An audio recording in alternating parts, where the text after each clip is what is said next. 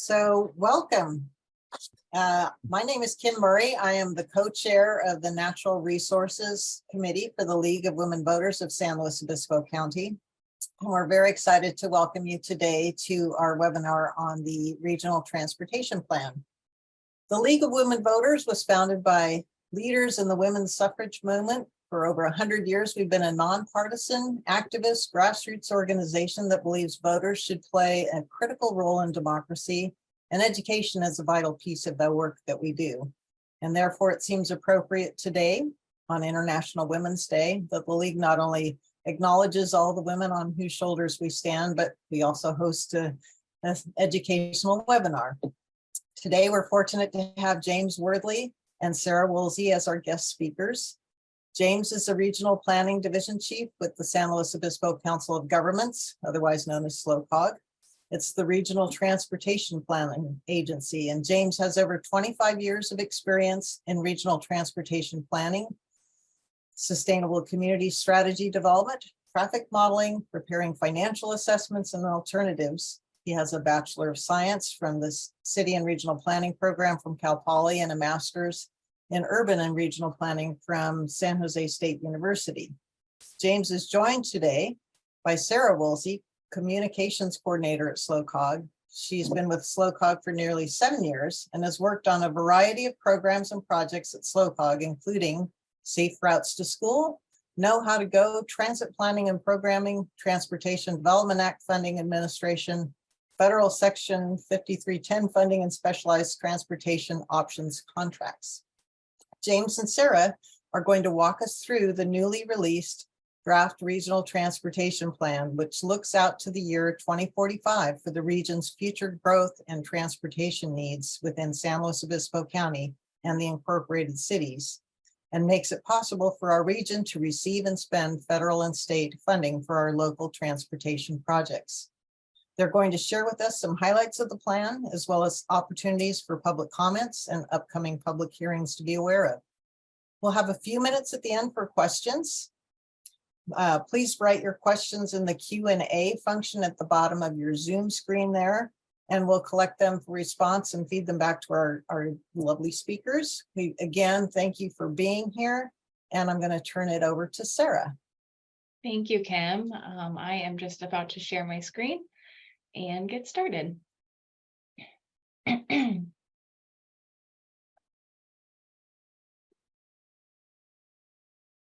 of course, I have it started on the second slide. Give me just a second to switch it back to the first slide. All right, can everyone see my screen okay and hear me all right? All right, I'm getting 2 nods. So my name is Sarah Woolsey. I'm the Communications Coordinator here at the San Luis Obispo Council of Governments, also known as SLO.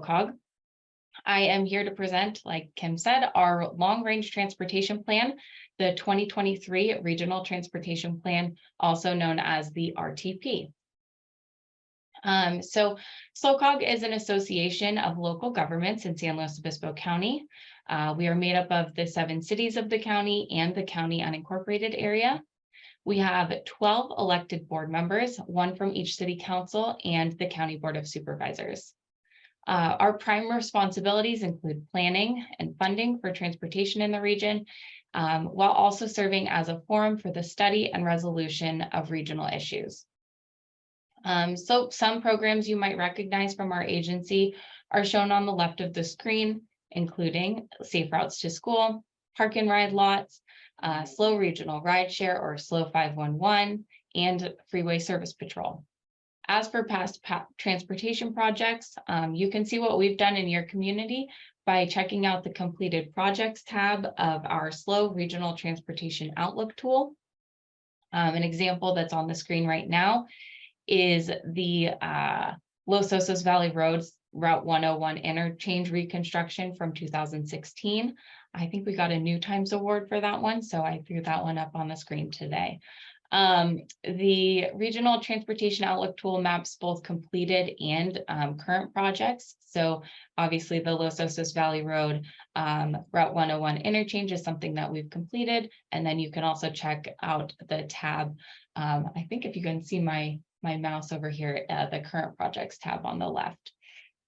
And We've provided funds for improvements throughout San Luis Obispo County. So if you do go check out that website, it's fun to definitely look what's near in your community or in your neighborhood. So RTPs, or regional transportation plans, are mandated by the state and federal government and are required in order to receive state and federal funding in our region. Within state policy, an RTP is defined as a plan that outlines transportation system investments, financing, and makes policy recommendations for 20+ years. When complete, our RTP is also sent to the Federal Highway Administration for their approval. I'm going to give the mic over to James. I think he has something to add. Yeah, just to back up a little bit, SLOCOG's been around for over 50 years. We work regionally with our partner agencies, those cities, the county, Caltrans, transit agencies, to improve transportation. And being around for 50 years, we've done a lot of projects. And if you check out this tool that you've seen, you will see dozens of projects within your community, perhaps larger communities, and smaller projects or fewer projects in the smaller communities. But from Ragged Point to Shandon or San Miguel down to Napomo, we've got projects that we've helped invest in improve transportation throughout the region. Sarah. All right. So our regional transportation plan also must align with all sorts of plans listed here. I could go through each one, but then this lunch would last till dinner probably. So our regional transportation plan must align with all of the plans listed on the screen and follow guidance from all of these areas. So RTPs must be adopted every 4 years, but it takes 2 years to prepare each plan. So we kicked off our 2023 RTP public outreach efforts in March of 2021. We conducted 5 online surveys. We created a fuel tax tool and a budget tool. We created our online completed and current project mapping tool, which we were just talking about, hosted 8 steering committee meetings, and shared progress of the plan with our board and advisory committees to receive feedback throughout the development of this plan. Now we're presenting this public review draft plan for your review. And next is what's in the RTP. There are 4 elements of the RTP: the policy element, financial element, action element, and sustainable community strategy.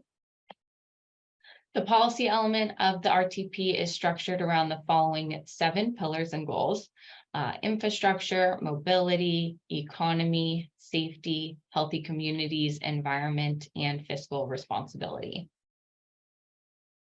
Our financial element projects that over the next 23 years, $3.1 billion will be available for transportation investment, and that's through our county, throughout our county. Our plan stays within this budget, but it does leave a lot of projects and improvements that are found within the plan unfunded for the next 23 years. What is that? Where do those shortfalls come into place? So for highways and major roads, that means waiting on congestion relief, safety improvements, and interchanges for decades. For local road maintenance, the numbers indicate that if there's a pothole there right now, rough road or issue, you could expect those issues to persist over the next 2 decades. For transit, we do expect to maintain existing service levels and expand a little, but this won't keep pace with the projected 16% increase in our population over the 23 years of this plan. For active transportation or bike and pedestrian improvements, our communities will see the majority of their requests languish as there just isn't enough projected funding for all requested improvements. But back to our previous slide. You might see that there's 0 funding coming from a regional funding source. Here, we differ from most counties of our size in California, but not in a good way. 90% of California's population reside in counties that collect regional guaranteed transportation funds through a sales tax. There are 25 such counties in California, including Santa Barbara, Monterey, and Santa Cruz, to name a few. In our region, we do not have a sales tax for our transportation projects. We depend on local cities, the county, state, and federal budgets to support all of our transportation needs. As a result, many of the projects on our list have no way of being funded within the time frame and budget of our plan. So projects and investments in our plan are identified as short, mid, or long term and are prioritized to receive funding by 2045. But 2045 is a long way away from many projects, but we must stay within the budget and await funding that comes from local, state, or federal sources. And our budget leaves over $2 billion in projects without a path to completion through the year 2045. Appendix A and the online tool, as the online tool again shown on the screen, offer an illustrative picture of the effects that a dedicated transportation sales tax might offer. Over $1 billion of projects could advance into the fundable world, and those mid or long-term projects could be completed sooner. Not only would our tourists help pay for our road maintenance, highways, interchanges, and downtown improvements, bike and pedestrian trails and buses, but improvements would be built sooner and at a lower cost by avoiding additional years of inflation. So for local roads, the state provides our local agencies direct allocations of gas taxes. Our cities and county add to this with general funds, but still, only 3 are staying within the upper half of the fair condition. 2 are in the poor range, and Paso Robles and Oro Grande and the county are struggling at the bottom of fair. These are average ratings of all roads. Some are brand new, some repaved, and some may be far worse than their averages.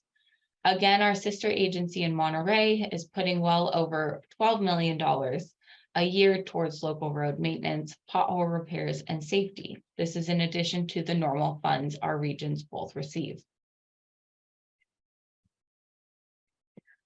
So this is a good picture and maybe something some of you gives you a feeling. Maybe you've sat in this before. So most of us are familiar with the recurring issues in the afternoons heading southbound on 101 in Shell Beach.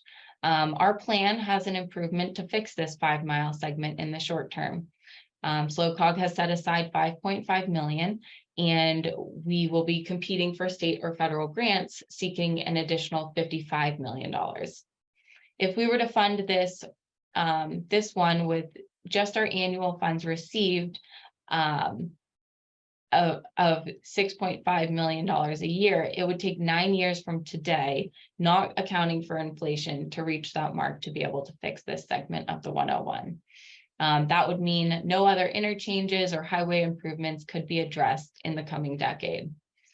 So it's an interesting thing to think about how long it would take for our region to collect $55 million with a sales tax for transportation. In 2 years, $70 million could be collected, covering this project and leaving $15 million to go to interchanges, downtown improvements, or local road maintenance, or other purposes. And then we could look at another 101 segment in need, perhaps further south or in North County. Our sister agency in Santa Barbara improved the US 101 through Santa Maria by widening and improving interchanges over a decade ago with their measure funds. And now they're addressing their South Coast issues.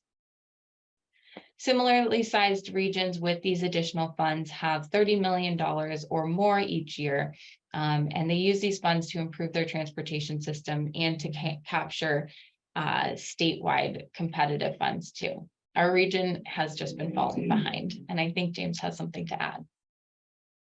Yeah, so one other example, every 2 years, the state offers up competitive grant funding for active transportation. That's bicycles, pedestrians, safe routes to school, and the like. And in 2022, SLOCOG applied and offered $12 million in matching funds. We were able to cobble together, and we did win $36 million in state grant funds. However, our sister agency in Santa Cruz, they offered up $32 million, and they were awarded over $115 million in state grants. And much of their match came from what they set aside from a sales tax or measure. They set aside $120 million for their constituents in their measure for active transportation specifically. Okay, so they took a quarter of that, $32 million, and didn't just triple it, they more than tripled it. And so now they're going to be putting down on the road investments for active transportation, their coastal trail and the like, $140 million in real improvements in the next couple of years. And it's staggering when you think about our entire regional transportation plan looking out 23 years.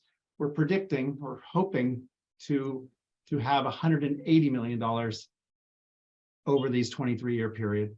It's going to take us a long time to improve our coastal trails, safe routes to school, and active transportation at the rate that we're on compared with Santa Cruz and these other counties. All right. So the last portion of the RTP is the Sustainable Community Strategy. And this is where we plan for the coming 42,000 new people, 18,000 new homes, and 18,000 new jobs. So we figure out or try to figure out, project where will they live and work.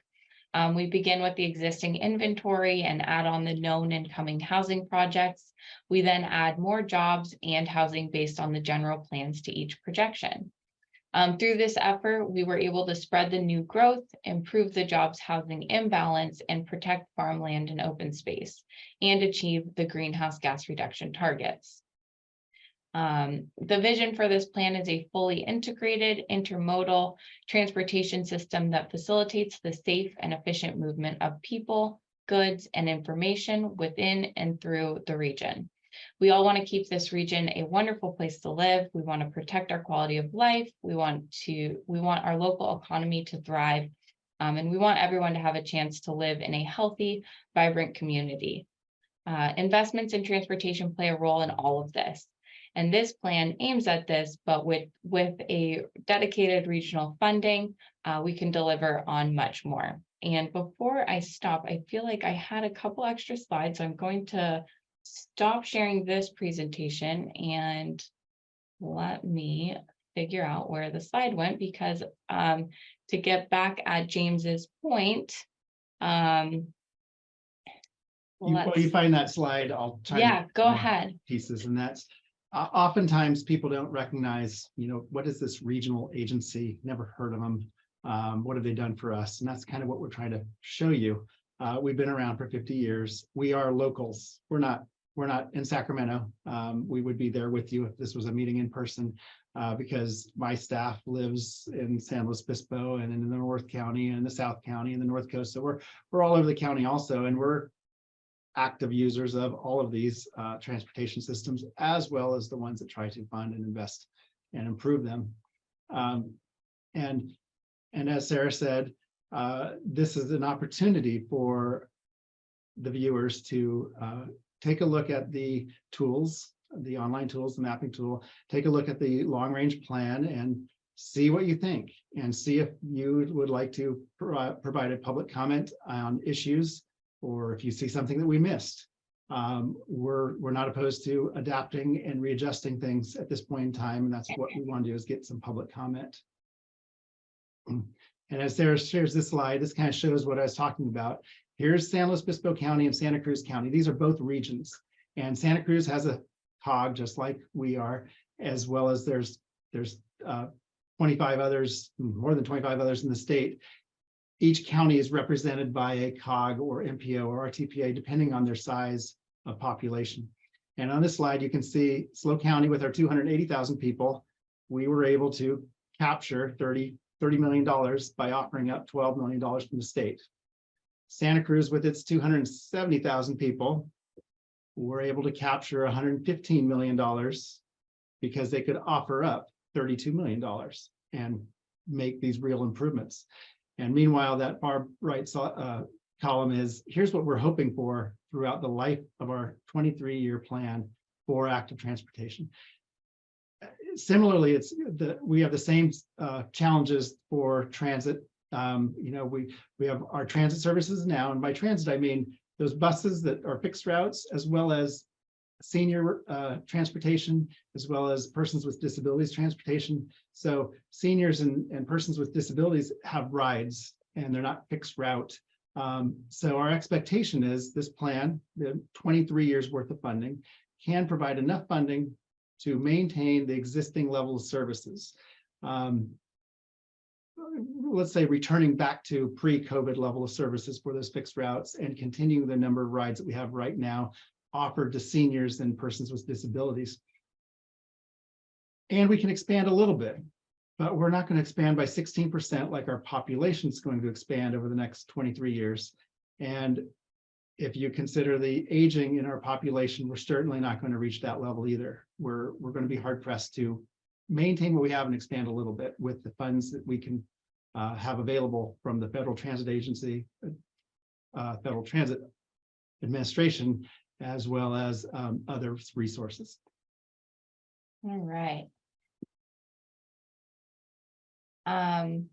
So we've given you the basics of the 2023 RTP at this point, and we are asking that you actually go and review the draft plan, which can be found at the link at the bottom of the screen, especially for those projects that you're interested in, things in your neighborhood. And we are accepting comments on the plan through Thursday, April 6th. And there's an opportunity to provide comments by public hearing at our April 5th board meeting, which will take place at the Aurora Grande City Hall at 9 a.m.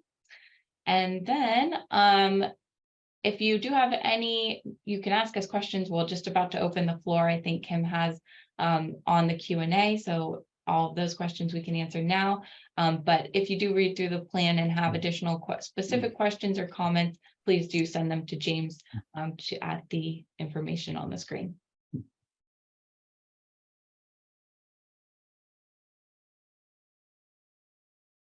All right, well, thank you. I did get a couple questions in there. One was a request to link, provide a link to the map that you were referring to in the first part of the presentation. And Dave, I would just ask that when we do our follow-up link to the posted video, that maybe we can include that to the people who've signed up for this webinar. I think that would be really handy and helpful. So one of the questions was, when you refer to maintaining the current transit levels, are you referring to today's levels or pre-pandemic levels? And I don't know which one of you would be the best one to answer. Pre-pandemic levels. We want to get back to where we were, at least. And already, if you look at volumes on the freeway, traffic on the freeway, and congestion, those have come back already. We are trying to get, our expectation is we will get back to the pre-pandemic service levels for transit soon, and then maintain those and possibly expand them a little bit. Yeah. Okay.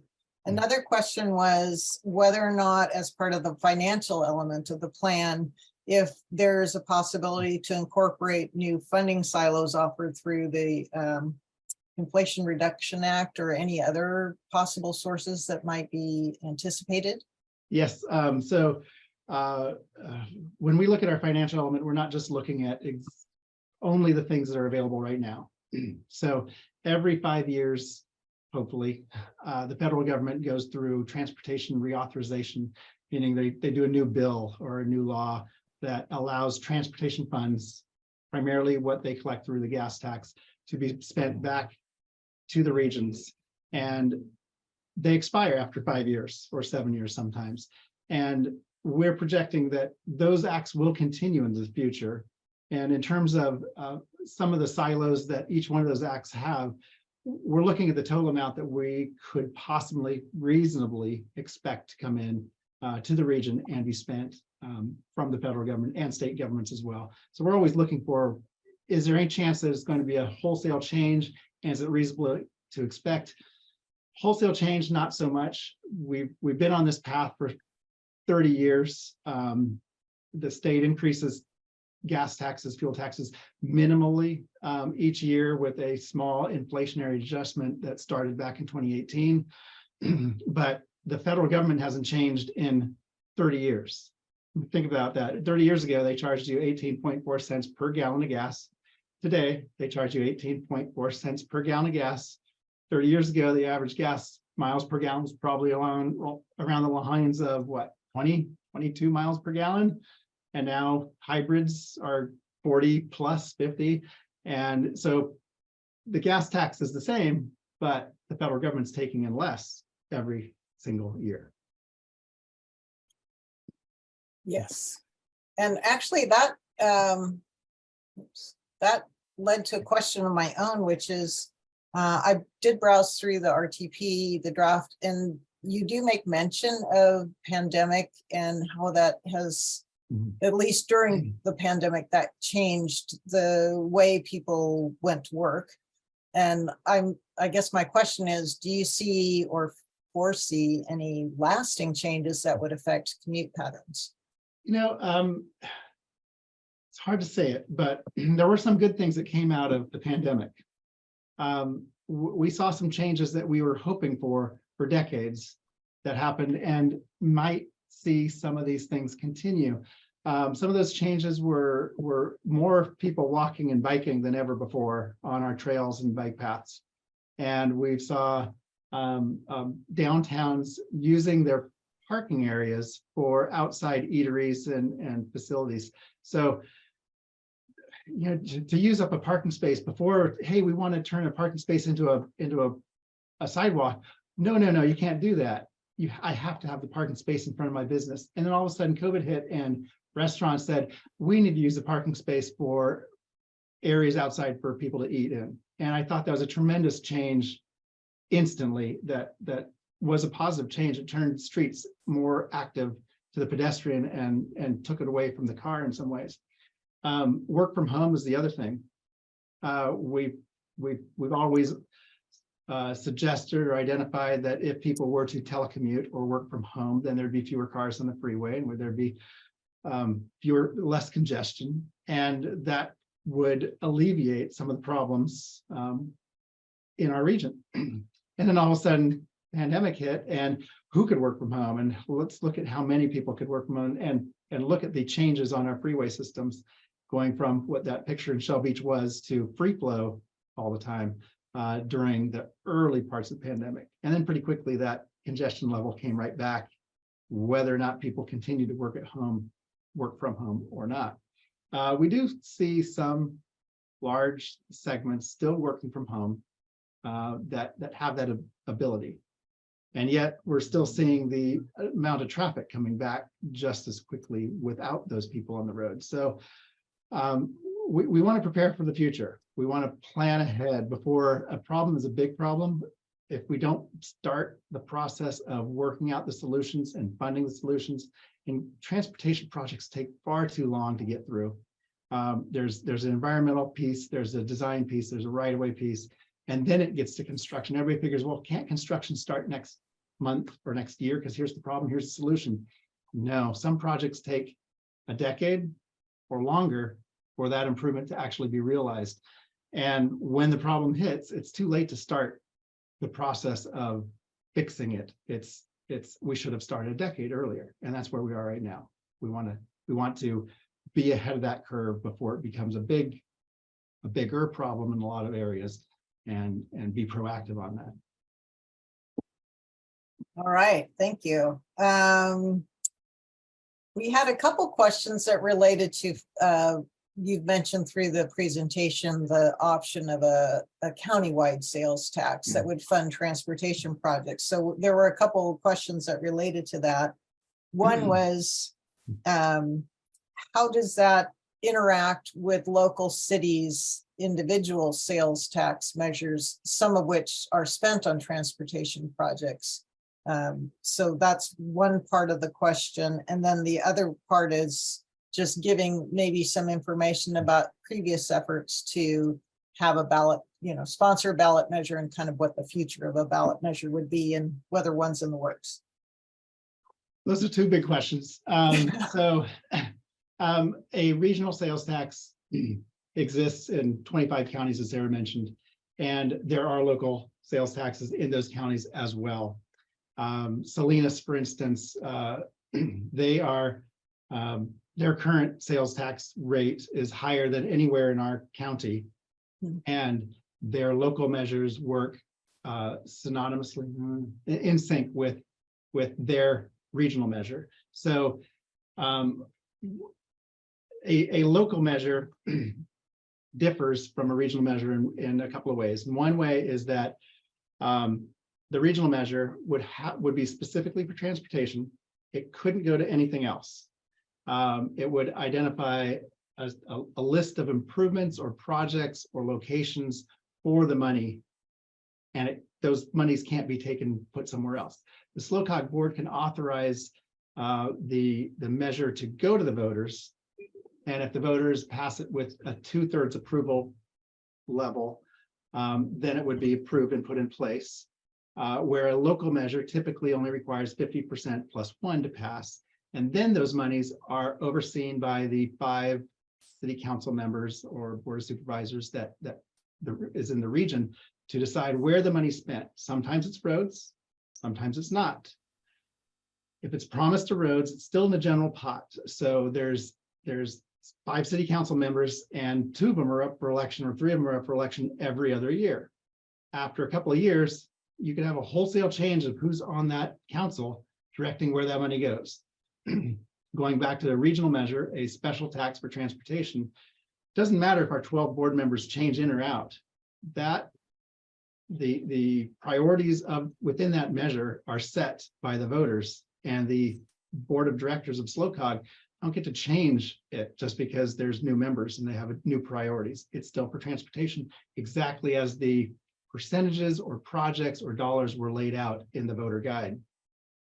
Now, looking backward, in 2016, SLOCOG did put a measure on the ballot called Measure J. Measure J had this investment plan that showed a portion for active transportation, a portion for transit, a portion for highways, and a portion for street, road maintenance, and safe routes to school. This measure was the first time that SLOCOG had put a regional measure on the ballot. At the same election in 2016, Santa Cruz, Monterey, Stanislaus, and Merced put their measures on the ballot also. All 4 of theirs passed. Now, each one of those 4 counties had put their measure on the ballot 3, 4, or 5 times in total before they got passed by the voters at the 2/3 level. Our measure came in and it received 66.3% of the voters' support, which meant that we missed the 2/3 mark by about 0.3 or 0.4%. About 450 voters in total is why we missed out. In 2016, that measure would have raised $25 million per year from locals and tourists alike to improve our transportation systems, highways, streets and roads, maintenance, downtown improvements, transit, bike, bus, all those things that Sarah mentioned. And now today we've grown since 2016 by a couple thousand, 3,000 to 4,000 people have added to our county. The total sales tax now, if that measure had passed, would be collecting $35 million this year. That's a $10 million increase. It's far faster than we had initially guessed it would have. And those monies would have been divvied up specifically as that investment plan had said to the highways, the transit, the bicycle, pedestrian, safe routes to school, and local road maintenance similarly. So there wouldn't be a change because the SLOCOG board then has control of, oh, there's more money. No, it's still set in stone of where this goes. It's a promise to the voters of where it is. Hope that answered the question. And then kind of a follow-up on that, there was a question of whether or not a 1/2 cent sales tax versus a 1/4 cent sales tax. Is there some consideration for the amount of the tax and its ability or maybe palatability to the voters? Generally, when you're looking at tax, people like 0% best. 1/4 cent is next in line, I guess, and 1/2 cent's double that. For a special tax for transportation, the challenge is ideally you can give something to everybody. And so when you reduce the amount that you collect, you're cutting out somebody or you're cutting something out. So we're currently looking at doing polling, and that means a polling firm has been hired and that they will be contacting through email or text for online responses to individuals around our county. And if nobody responds through the email or text, they may they will call you as well and say, hey, we'd like to get your input on this.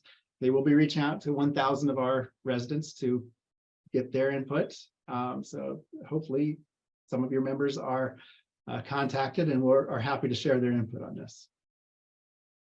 Great. A couple other questions. There was a question about rail transit and how it's addressed, both from a standpoint of safety, chemical spills, and just as a mode of transportation. So SLOCOG does get involved with rail. We've improved all 3 of our rail stations over the years, Grover Beach, San Luis Obispo, and Paso Robles rail station, and turned them all into multimodal hubs almost by having a bus stop as well. Rail transit, if that was part of the question, like some of the larger regions have, isn't really going to work out very well in our region because we only have a couple of trains that come through. So it would be challenging, not impossible, but challenging. And we have not, when we have done a study to see, is it viable to move people on our rail lines for commute times and commute purposes, the cost benefit just isn't there yet. Okay.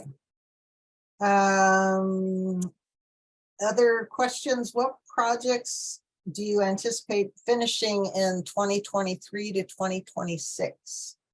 Ooh, that's a good If question. you know them right off the top of your head. Off the top of my head. Yeah. You know, there's a couple of projects that could be done if the funding was available, but we have to wait for state and federal funds to happen. Right now, the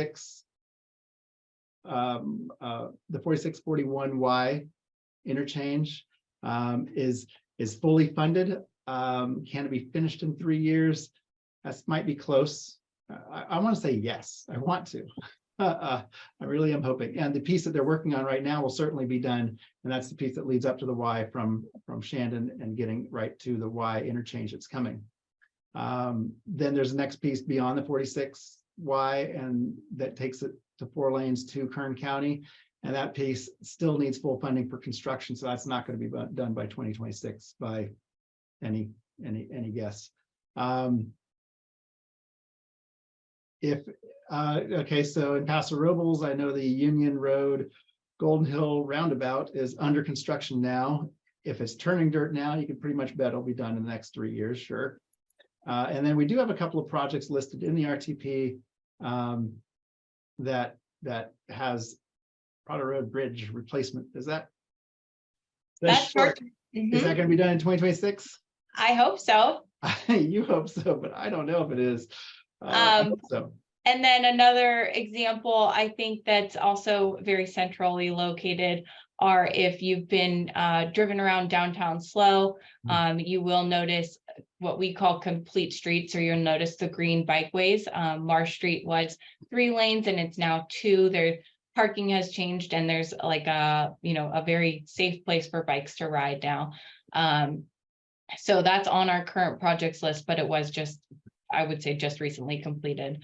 And pan down and you've got South Higuera bike lanes, protected bike lanes as well on this map right here.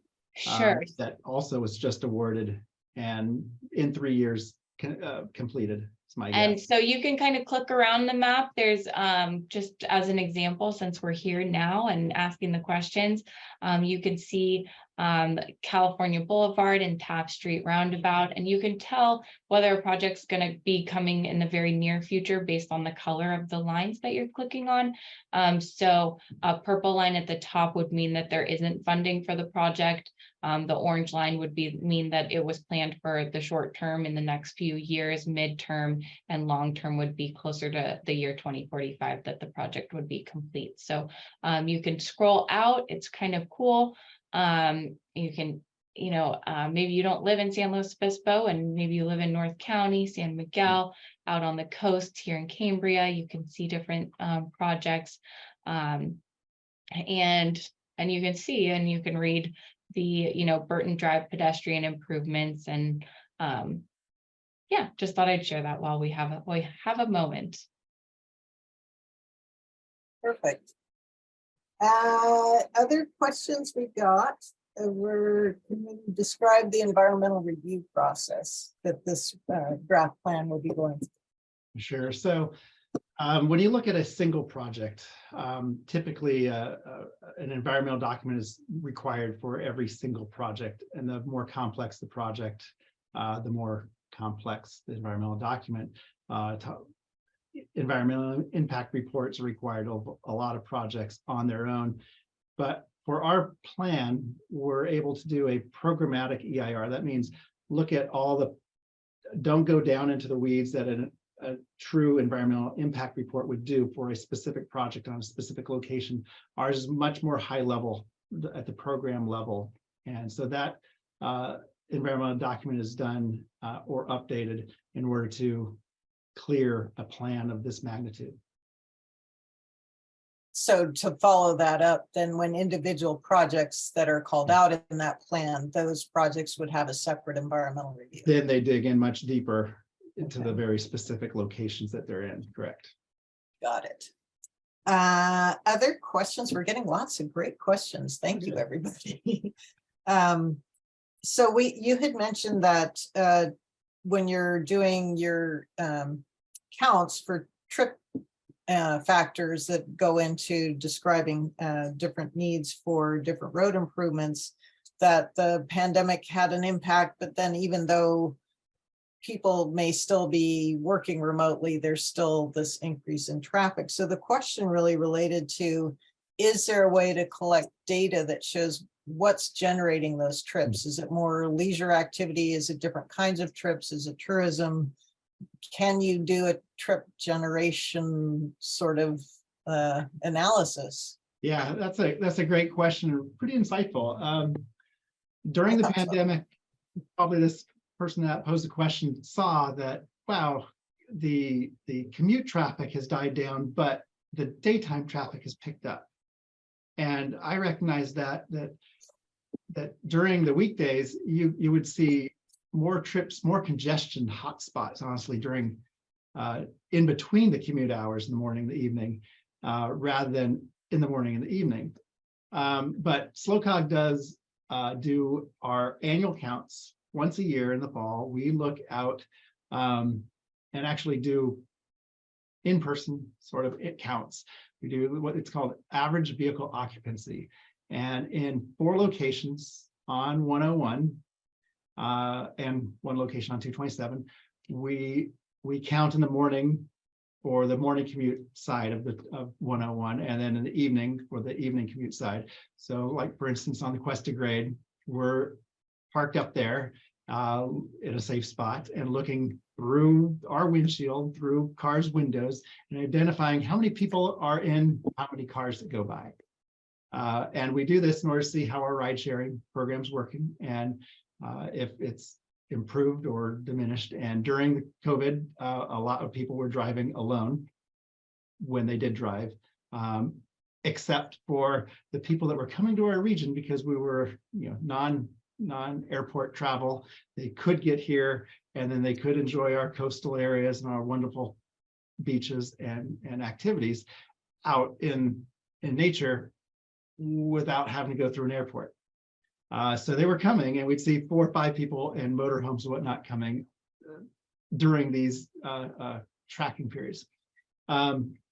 We also have the opportunity, and we've applied for 2 grants that are coming up to do what's called big data. And some people obviously get scared of big data and that somebody's tracking you. Well, anybody that has a cell phone, when you sign the contract, it says they can sell your information. And the information they're selling is to these big data companies that are identifying where people come from and where they go to and how often and when. So the answer to the original question, yeah, if we can get a hold of big data, which we don't have yet, we can do a better job of identifying the origin, destination, and timing of average trips. Nobody could look at or care about one single person and invading their privacy. It all gets aggregated up. All the real information, telephone number and person and ID and all that stuff is stripped out before the big data comes to SLOCOG. All we can see is there's a phone or hundreds or thousands of phones that went from this location to that location at this time of day. Maybe there should be a bus that runs there also. So. Right. Another question we got was how are, or what are some of the factors that the SLO both staff and board use when determining how to allocate and distribute the funds that you do have across the various modes of transportation? That's a great question also. So unlike general funds that go to a city or a county, that it all goes in this big pot and they figure out where it could go. Our funds come from state and federal agencies. And then within our region, the local agencies spend their own local funds on transportation. We figure out how much we think they're going to spend on transportation based on the last 10 years and 20 years and most recent years of what their investments levels have been and needs are and what they're predicting within their capital improvement programs. But when it comes to federal and state governments, when they provide SLO funds, there are strings attached to just about every single dollar. Several of those strings are you must have a regional transportation plan approved, and approved not just by SLO but by federal highways because they oversee us. And depending on the color of the money, depending on where the money comes from. So Federal Transit Administration provides funds through SLO that are for buses and public transit purposes. They would not be happy if we tried to pull those off and put it on bicycles or road maintenance. So there's a lot of fund sources that are strictly dedicated to one mode of transportation. And when we go and apply for grants through the active transportation program at the state, when they do offer it up, if we do get those grants, we can't then pull those monies and put it on something else like buses or road maintenance. So there's a lot of restrictions, and there's only about 6 or 10% of our total funds, SLOCOG's total funds, so the regional, not the regional because there's zero on that, the state and federal dollars that we could really direct to multiple options, whether highways, street and roads, improvements, downtown improvements and the like. We used to receive funds that we could program onto road maintenance from the state back in 2000 and earlier. The state did away with those funds coming to us and put on new rules that those funds are no longer allowable to be used for such. So we're following the guidelines that to use the money the best way we can, but there's a lot of guardrails to keep us in bounds of where those monies can be spent. Great. There was another question dealing with the ballot or potential ballot measure. It's a little more involved, but it was talking about if the SLOCOG board gets a process going to put a sales tax item on the ballot, would each city have to authorize having that same sales tax increase take place within its boundaries? So yeah, does that question make sense? Sure, and it's a long process, and there's hurdles, a lot of hurdles between getting where we are today, let's say polling, and the SLOCOG board identifying that they want to put the measure on the ballot. A lot of outreach is necessary, identifying with the cities and with the constituents what projects or what investments they really want to see. And each community differs. And so we'd be looking at, a North County unincorporated community might have different priorities than a South Coast or coastal community. And that's okay. You can have those different priorities in the investment plan. Once there is an investment plan, then it gets shopped around to the 7 cities, and we're seeking their approvals of where the money would be spent. It's not required that all cities approve it, but it's what we would desire. Is we want to build a plan that it has the approval of everybody, because to get to 2/3 support, really we want support from at least all the city councils, if not more. And then the last question I have, so if people still have burning questions, throw them in the Q&A section, is Is there a particular focus on seniors and especially low-income seniors and enhancing their access to transit and mobility? Not a significant focus. Our expectation is, again, we can maintain the rides we have, probably expand those a little more. I wish we could say we could double it, but with the funds that we have available from the state and federal resources, I just can't see that within the plan without stripping out dollars from some other programs as well.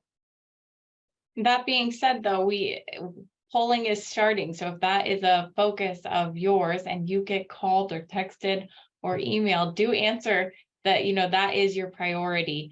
Because those are the things that we're going to want to know if should the polling lead to a measure. Mhm.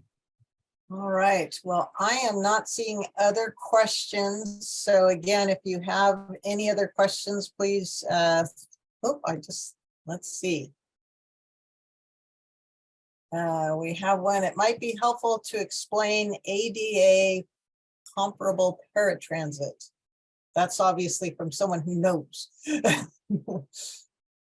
Yeah, so ADA or comparable paratransit would probably, I think the person is referring to, so RTA runs our regional transportation, like the buses throughout our whole county. They also offer throughout our county, what would be ADA comparable. So if you are a person with a disability and have a need that's not met by the general bus service, you could take what's called the RTA runabout. And that would be ADA comparable service. Okay. Well, again, if you could just reiterate the upcoming hearings so people know to put those on their schedule if they're interested. And as I mentioned, when we do the follow-up to this webinar, we will send out the link to the SLOCOG site as well as the map, interactive map, which I thought was super cool. Perfect. So our upcoming hearing is on April 5th. It's at the Aurora Grande City Hall at 9 a.m. That's the public hearing. And then I was going to put up on the screen James's contact information. And that is where you can send any comments from the actual plan, which can be found at slocog.org/2020, RTP 2023. 2023 RTP. Let me put it up on the screen.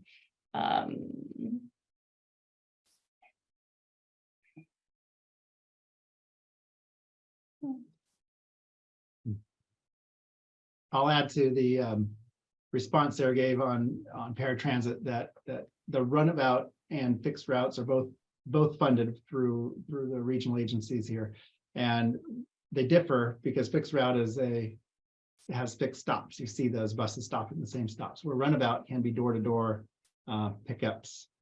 Schedule it in advance.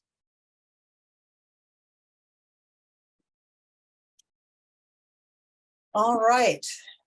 Well, thank you to our guests from SLOCOG, James and Sarah. We really appreciate the information. For those who are still with us on the webinar, please do take a look at their website at the draft plan. That's all we can hope for from a educational session, is to know where to go next. And so this has been really helpful. Thank you so much. Yeah, thank you so much. And we really appreciate your time with us today. Thanks for having us here. On behalf of the league, thank you very much. Bye.